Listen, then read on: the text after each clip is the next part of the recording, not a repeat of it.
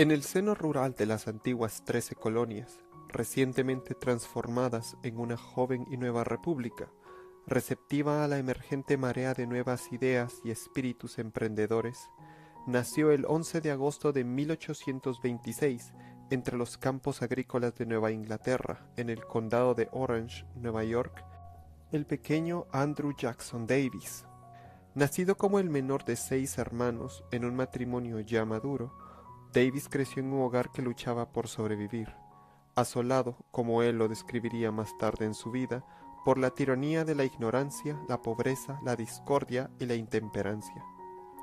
Su padre, un hombre trabajador y de carácter honrado, zapatero de profesión, poseía una falta de resiliencia al fracaso y las dificultades, las cuales ahogaba de manera crónica en el alcohol y en su tendencia a escapar de ellas. Por ello, desde su tierna infancia, la familia Davis estuvo siempre en movimiento, trasladándose de un pueblo a otro sin establecer raíces ni lazos sociales duraderos. Cada nueva residencia presentó adversidades y carencias más profundas que la anterior, en una familia que constantemente confrontaba la pérdida de sus hijos, la enfermedad y la pobreza, siendo particularmente traumática para él la larga agonía de su hermana Eliza en 1827. Durante estos primeros años de formación, fue su madre la que tuvo un rol crucial en la construcción de su carácter moral y espiritual. Su madre, a quien nunca la menciona por nombre en sus escritos, poseía una gran fe religiosa basada más en el dogma de las nuevas iglesias protestantes que en el conocimiento y en el entendimiento de los preceptos y fundamentos del cristianismo, producto de su falta de educación.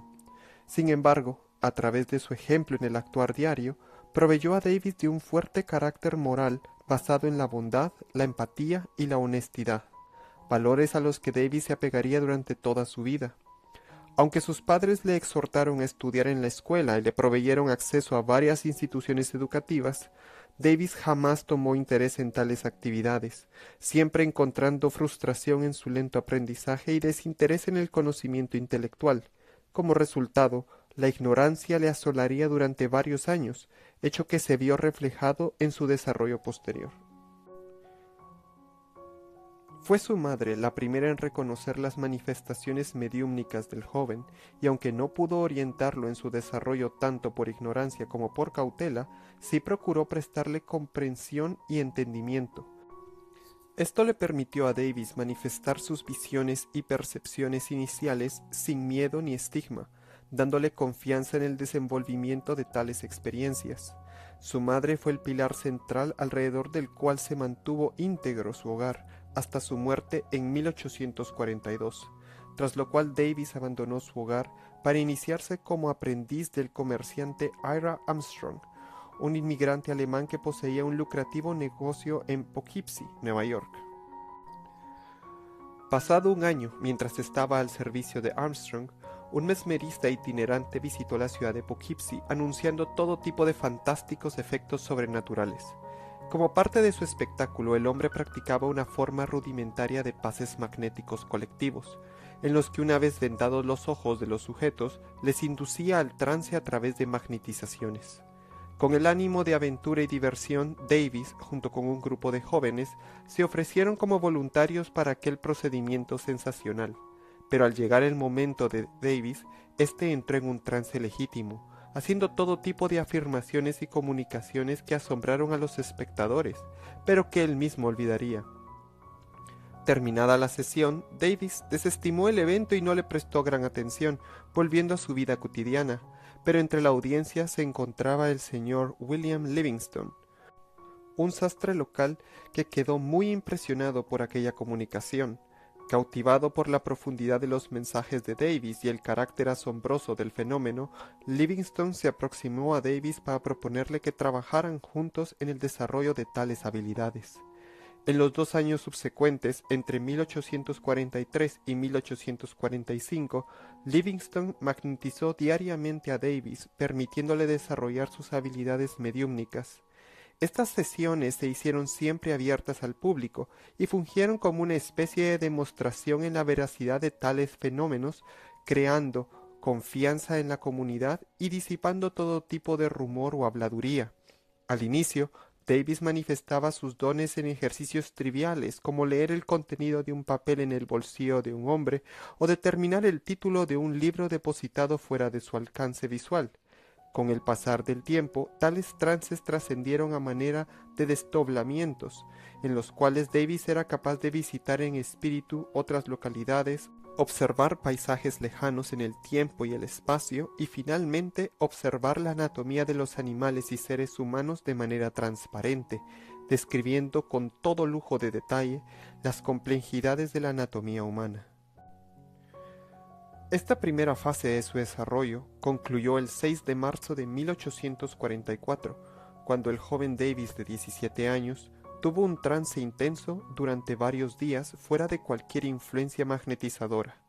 Durante este evento, recorrió físicamente una larga distancia, llegando a identificar su destino final como las montañas Catskill a 40 millas de Poughkeepsie. Aunque Davis no pudo recordar nada de su viaje físico, varias personas lo vieron caminar por la ciudad en un estado de sonambulismo, tanto durante su partida como su regreso a casa.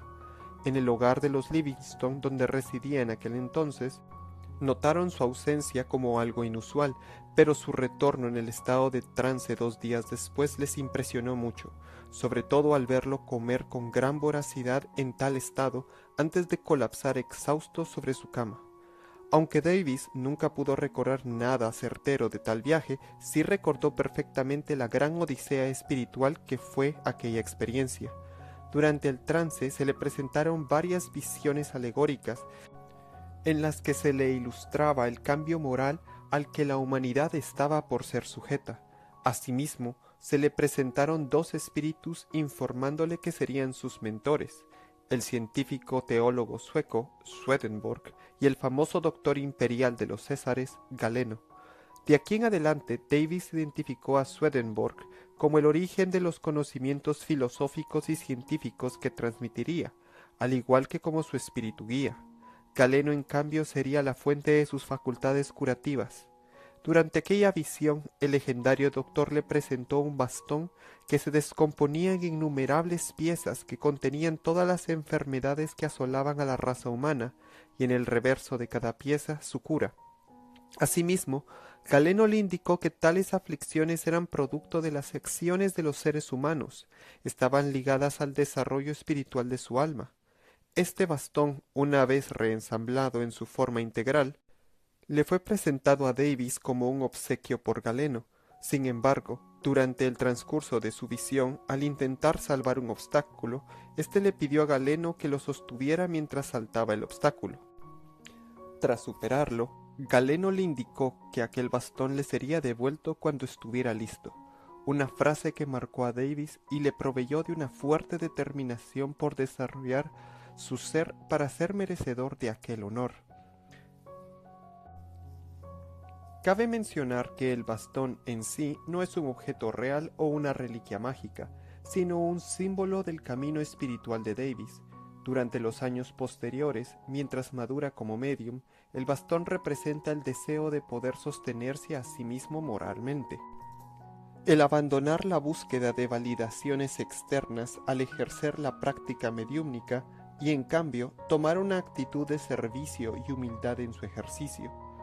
Años más tarde, cuando Galeno en una segunda visión más modesta se le presenta para devolverle el bastón, Davis lo ve como una fuente de su fuerza moral interior, en el que siempre puede encontrar soporte ante las adversidades de su vida. Además, a pesar de que en su autobiografía el bastón es presentado una y otra vez por Davis como un elemento crucial en su ser, este no figuró como parte de su vida pública o en el diálogo espiritualista. Por el contrario, fue una fuente de consuelo y fortaleza interna y personal. A partir de aquel momento, el carácter de las sesiones con Livingstone cambió profundamente. Davis pronto empezó a ser capaz de diagnosticar todo tipo de dolencias y enfermedades físicas durante el trance.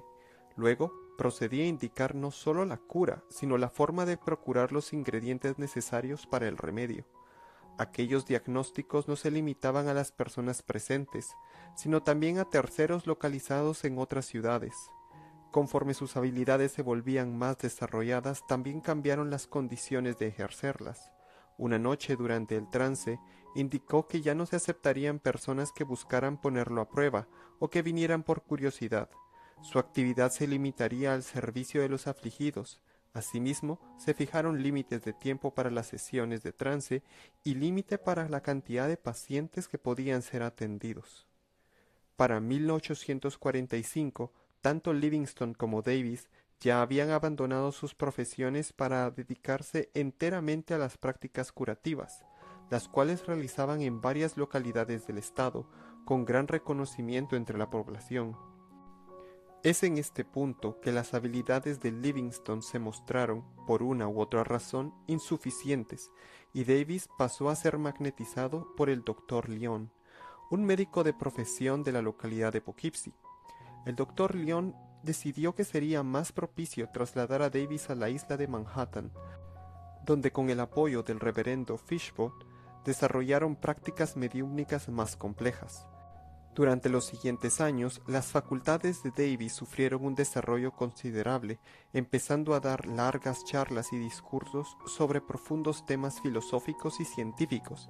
Tales habilidades le permitieron realizar el primer dictado de un texto que sería publicado en un libro en el año de 1847 bajo el título de Los Principios de la Naturaleza. El singular desarrollo de sus facultades mediúmnicas le hicieron alcanzar gran notoriedad en la metrópolis, atrayendo gran atención por parte de la prensa, la alta sociedad y la academia. Durante el trance, Davis era capaz de transmitir mensajes de gran calibre intelectual, llegando incluso a comunicarse en lenguas que en estado consciente desconocía. En parte, esto se debía gracias al nivel de desarrollo intelectual del Dr. Lyon, que le otorgaba las herramientas necesarias para comunicar los complejos conceptos que articulaba, de las que el propio Davis carecía. Algo que se haría especialmente evidente en años posteriores, cuando el Dr. Lyon dejó de participar en la práctica mediúmnica de Davis. Conforme su labor se manifestó en Nueva York, varias personas se acercaron a él con motivos ulteriores, pidiéndole consejo en todo tipo de empresas financieras y haciéndole ofertas con altas remuneraciones a cambio de orientación en el desempeño de acciones, mercados o inversiones, a los cuales Davis siempre rehusó sin vacilación. Otros, en cambio, se acercaron con motivo de desacreditarlo o desenmascararlo como un farsante, poniéndolo constantemente a prueba y provocándolo a entrar en discusiones o demostraciones a las que siempre eludió. El carácter espiritual, si no religioso, de varios de sus textos y charlas le hizo atraer la atención de diversas sectas o grupos religiosos, que lo denunciaban como farsante y blasfemo por atreverse a cuestionar el carácter de las escrituras, o le proponían participar e incluso liderar en sus movimientos religiosos alternativos. En varias ocasiones, tales ofertas eran acompañadas de sustanciales ofrecimientos económicos, a los que siempre rehusó, evitando verse integrado en cualquier tipo de sectarianismo o institución, guardando siempre el carácter neutral de su labor. A los 21 años ya era reconocido como una figura de gran relevancia dentro del movimiento espiritualista, logrando que su reputación y sus escritos alcanzaron un reconocimiento considerable tanto dentro como fuera de la Unión. Fue en este punto cuando comenzó a ser capaz de entrar en trance por sí mismo, lo que lo llevó a prescindir de la asistencia del Dr. Lyon y, con el apoyo de personas afines, a fundar un pequeño periódico en el que compartía varias de sus revelaciones obtenidas durante los trances. Entre los años de 1846 y 1847, Davis entró en contacto de manera epistolar con Catherine de Wolf. Durante largo tiempo, ambos estuvieron compartiendo cartas en las que discutían tanto temas de carácter filosófico y moral como personal, llegando a culminar con la decisión de Catherine de divorciarse de su primer esposo, con el cual era profundamente infeliz, y comprometerse con Davis sin jamás haberse encontrado en persona. A pesar de que Davis siempre fue muy transparente en cuanto a las circunstancias del desarrollo de su relación con Catherine y la propiedad moral con la que su relación se había desarrollado, no pudieron evitar el escándalo social. El hecho de que Catherine fuera una mujer casada de la alta sociedad 20 años mayor que él, buscando divorciarse, incitó gran parte de la desaprobación social. Esto terminó acarreándoles al ostracismo social y a casi un exilio autoimpuesto en el campo. Davis, muy desilusionado por el abandono de aquellos a quienes consideraba con mucho cariño, tuvo que retirarse de su actividad periodística y abandonar gran parte de su obra pública. Sin embargo, el carácter moral de su mensaje y su reputación intelectual no sufrieron mayor perjuicio, viéndose al paso de unos años restaurada en su posición predominante dentro de los círculos del pensamiento filosófico espiritualista. Durante los siguientes 5 años, Davis cuidó con gran afecto de su esposa, cuyo estado de salud se deterioraba gradualmente, producto de varias aflicciones crónicas de salud, hasta su muerte en 1853, volviéndose a casar más tarde en 1855 con Mary Robinson.